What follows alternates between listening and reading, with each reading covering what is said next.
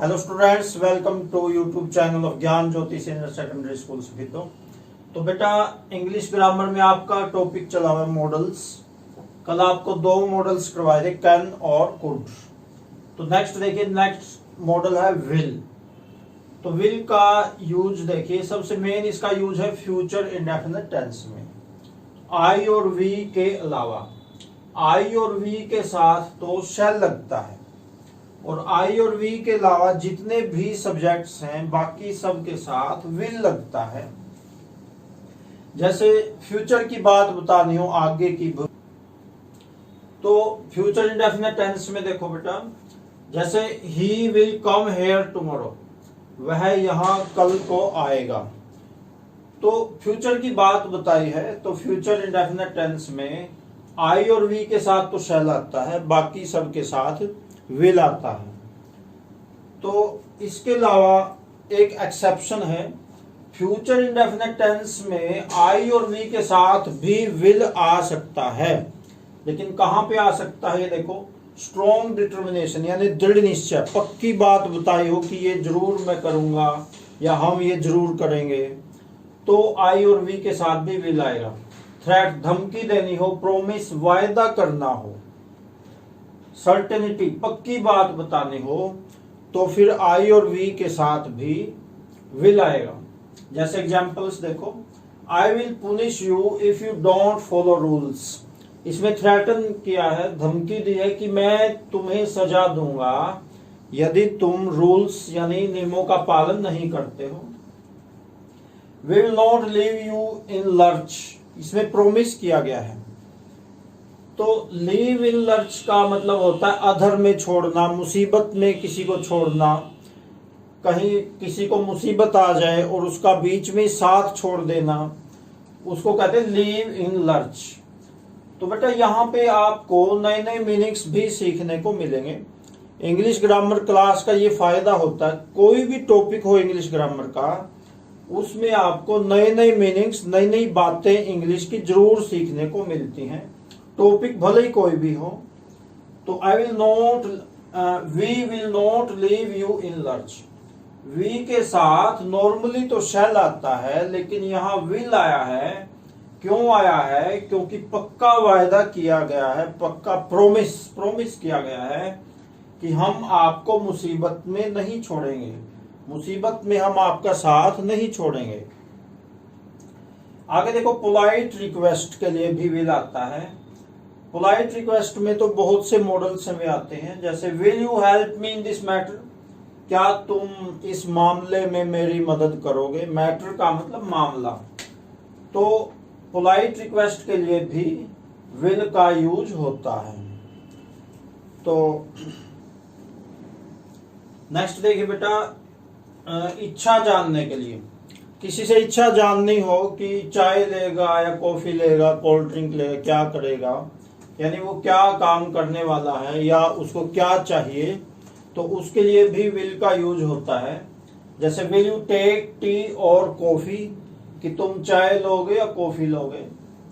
तो इच्छा जानने के लिए भी विल का यूज होता है। नेक्स्ट मॉडल देखिए बेटा, वुड है। वुड जो होता है विल का पास्ट होता है, भूतकाल होता है। तो पहले इसका यूज यही है, विल का पास्ट। तो नरेशन में करते हैं, डायरेक्ट स्पीच को इनडायरेक्ट स्पीच में जब बदलते हैं तो विल का वुड बनाते हैं। जैसे ये इनडायरेक्ट स्पीच है, he told me that he would help me, उसने मुझे बताया कि वह मेरी मदद करेगा। बात तो ये फ्यूचर की बताई है उसने कि मदद करेगा, लेकिन वो फ्यूचर की बात पहले बताई है, अब नहीं बता रहा है वो। अब अगर बता रहा है फिर तो भी लाएगा, लेकिन वो जो फ्यूचर की बात है वो उसने पहले बता रखी है, इसलिए विल की बजाय वुड आएगा। वो टोल्ड में, उसने मुझे बताया कि वह मेरी मदद करेगा। एक इसका मेन यूज है बेटा वुड का, भूतकाल की आदत को दर्शाने के लिए। पहले की पुरानी आदत बतानी हो किसी की तो वुड आता है। जैसे my grandfather would go for a walk daily, मेरे दादाजी रोज सैर के लिए जाया करते थे। The beggar would sit in the sun and beg all day, भिखारी धूप में बैठ जाया करता था, यानी ऐसा करता था, वो धूप में बैठ जाया करता था और सारा दिन भीख मांगता था। यहाँ पे बेटा भूतकाल की आदत के लिए यूज्ड टू भी आता है। My grandfather used to go for a walk daily, वो भी ठीक है, यूज्ड टू भी ठीक है। कई सिचुएशंस ऐसी होती हैं उनमें एक ही मॉडल नहीं, कई मॉडल्स भी चल सकते हैं, कई मॉडल्स ठीक होते हैं, कई सिचुएशंस ऐसी होती हैं। वुड का नेक्स्ट यूज देखिए बेटा, इच्छा बताने के लिए। जैसे इच्छा बतानी हो, जैसे I would like to go for a walk now, कि मैं अब बाहर सैर के लिए जाना चाहूंगा, या I would like to take coffee, I would like to take cold drink. इस प्रकार से इच्छा बतानी हो तो फिर ये आता है, वुड आता है। आगे नेक्स्ट देखो, पोलाइट रिक्वेस्ट के लिए, यानी नम्र निवेदन के लिए। नम्र निवेदन के लिए बहुत सारे आ सकते हैं, अभी विल में भी आपको बताया था, वो भी आ सकता है। Would you help me in this matter, वो विल वाला ही एग्जाम्पल मैंने ले लिया है। यहाँ पे विल भी आ सकता है, वुड भी आ सकता है। क्या तुम इस मामले में मेरी मदद करोगे, लेकिन थोड़ा सा फर्क है। विल की बजाय अगर वुड लगा देते हैं तो वो रिक्वेस्ट थोड़ी ज्यादा बन जाती है, ज्यादा पोलाइटनेस उस रिक्वेस्ट में आ जाती है। अगर विल की बजाय वुड लगा दिया तो, विल लगाते हैं तो इसका मतलब पोलाइटनेस कम है, और वुड लगा दिया इसका मतलब पोलाइटनेस थोड़ी ज्यादा है। थोड़ा सा ये फर्क है दोनों में। नेक्स्ट देखो, स्ट्रॉन्ग डिटर्मिनेशन, पक्का, दृढ़ निश्चय, दृढ़ पक्की बात बताने के लिए, तो उसमें रादर आता है, रादर से पहले वुड आता है, वुड रादर आता है इकट्ठा, और उसके बाद देन आता है। तो वुड रादर, उसके बाद देन आता है, तो इसमें स्ट्रॉन्ग डिटर्मिनेशन यानी दृढ़ इच्छा। जैसे he would rather die than beg, कि वह तो भूखा मर जाएगा, वह मर जाएगा लेकिन भीख नहीं मांगेगा। He would rather die than beg. इसमें क्या होता है, वुड रादर इकट्ठा आता है, फिर वर्ब आती है, उसके बाद देन आता है, ऐसा कॉम्बिनेशन होता है। जैसे I would rather break than bend, कि मैं टूट जाऊंगा लेकिन झुकूंगा नहीं। बेंड का मतलब झुकना। देखो वुड रादर आया, उसके बाद वर्ब आई, उसके बाद देन आया, ऐसी कॉम्बिनेशन आपने बनानी है। इसके अलावा वुड का यूज होता है कोरी कल्पना, ख्वाब, ख्वाब देखे जाएं, और ऐसे ख्वाब जो पूरे होने लायक ही ना हो, इस टाइप के। Would that I were president of America, काश मैं अमेरिका का राष्ट्रपति होता। कई लोगों की आदत होती है ख्वाब देखने की, हालांकि ख्वाब देखने भी चाहिए जो पूरे होने लायक हो, थोड़े बहुत वो तो देख भी सकते हैं, ख्वाब देखने के पैसे नहीं लगते हैं, लेकिन ख्वाब भी वही देखने चाहिए जो थोड़े बहुत पूरे होने लायक हो। जो पूरे होने लायक ही नहीं है उनमें फिर वुड आता है।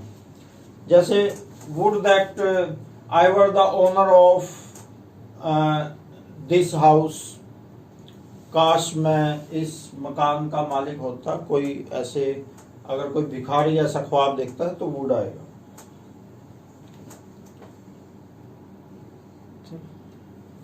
नेक्स्ट मॉडल देखिए बेटा, शेल है। शेल का बहुत ज्यादा यूज नहीं है मॉडल्स में, तो इसका मेन यूज यही है फ्यूचर इंडेफिनिट टेंस में आई और वी के साथ। जहां पे विल लगता है आई और वी के अलावा बाकी सबके साथ जहां विल लगता है, वहीं पे ही आई और वी के साथ शेल लगता है। जैसे I shall see the movie today, future की बात बताइए कि मैं आज मूवी देखूंगा।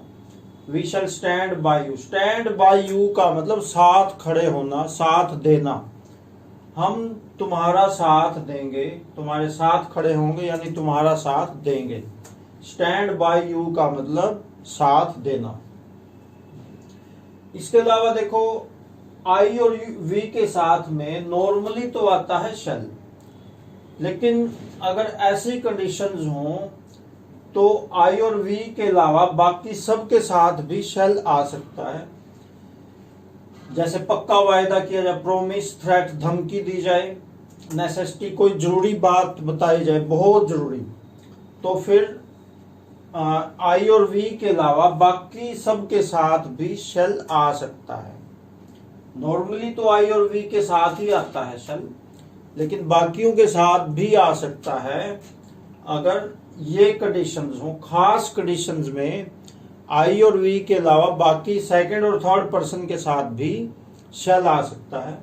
जैसे you shall be find if you don't follow rules, आपको फाइन लगेगा, जुर्माना लगेगा यदि तुम नियमों का पालन नहीं करते हो। तो इसमें थ्रेटन है, धमकी दी गई है। तो और ये जरूरी भी है, जरूरत भी मान सकते हैं इसको कि नियमों का पालन करना जरूरी है। तो आज अभी इतने मॉडल्स आपने करने हैं। ये जो आपके सामने स्क्रीन पे होता है, इसको आपने लिखना भी है। ग्रामर की नोटबुक अलग से जो बना रखी है आपने, पहले भी मैंने जो टॉपिक्स करवा रखे हैं, उसी नोटबुक में इनको आपने लिखना भी है और याद भी करना है। पहले वीडियो को ऐसे ही सुनो, ध्यान से सुनो इस वीडियो को, साथ में देखो भी, और उसके बाद दोबारा से फिर वीडियो चला के इनको फिर कॉपी में लिखो। ऐसा तरीका है। तो और ये चैनल जिसने भी सब्सक्राइब अभी तक नहीं किया है तो इस चैनल को जरूर सब्सक्राइब कर लें। तो अभी इस वीडियो में इतना रहेगा। Okay, thanks.